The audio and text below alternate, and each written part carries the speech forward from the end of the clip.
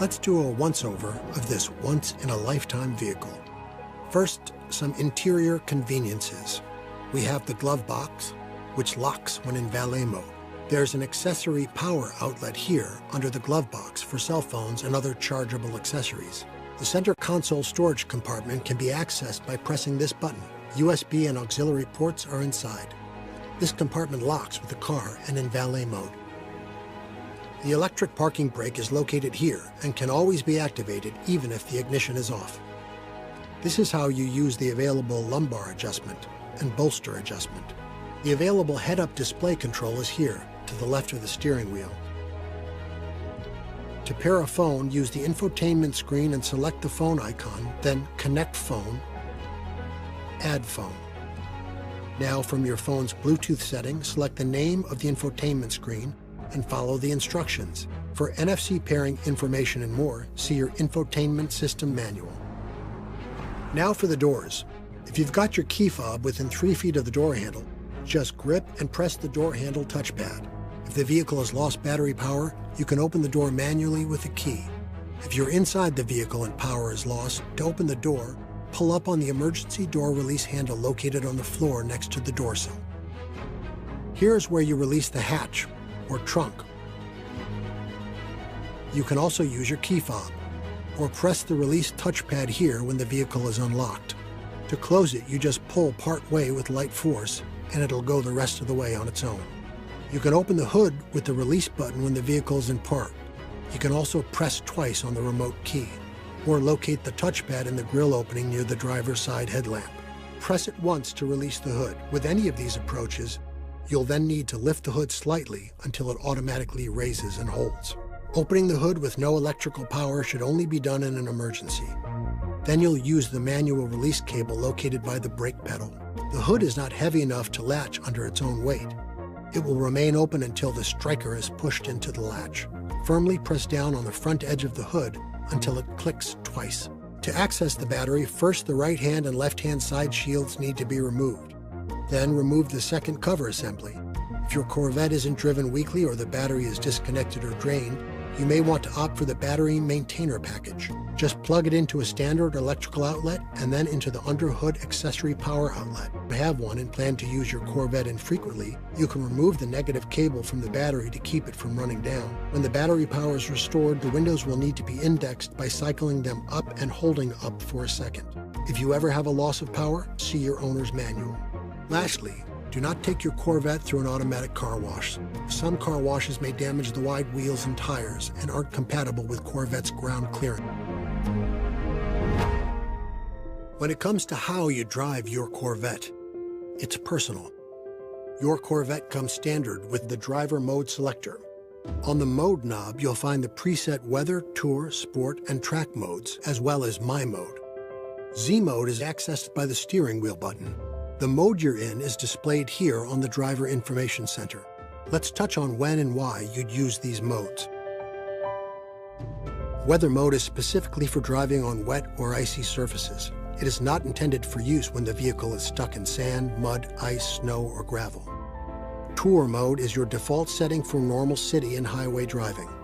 Sport mode is for when road conditions or personal preference demand a more controlled response. Track mode is designed for track use and gives you maximum vehicle performance settings. Nice, wonderful sound to it that you know that you're driving a Corvette with lots of power. There's nothing you need to do for these 4 modes, but beyond those, there are 2 modes that allow you to customize nearly every component of driving. Those are Z Mode, your ideal setting for spirited driving with more of a single-use application, and My Mode, used to personalize everyday driving as it can be left set over ignition cycles. Let's start with Z Mode. My favorite mode is the new Z Mode. You can personalize almost every aspect of your experience by configuring subsystems including engine sound, steering, powertrain, and brake response. You may also have available magnetic ride suspension. Z Mode is set from the factory with a combination of sport and track settings. To activate Z Mode, press the button here on the steering wheel. To deactivate, either select a different mode through the mode knob, or press the Z Mode button again, which will set it back to Tour mode. My Mode is very similar to Z Mode, but lacks the powertrain configuring. It will let you home in on what feels best to you for everyday driving. My Mode is set in tour settings from factory, but can be adjusted under settings on the center screen. Mode features will vary depending on your Corvette's equipment.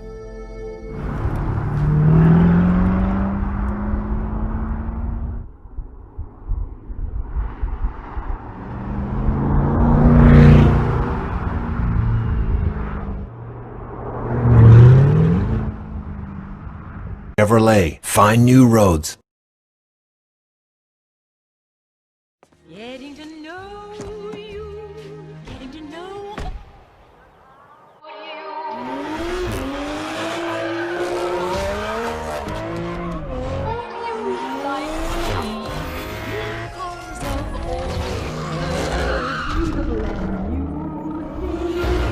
I'm learning about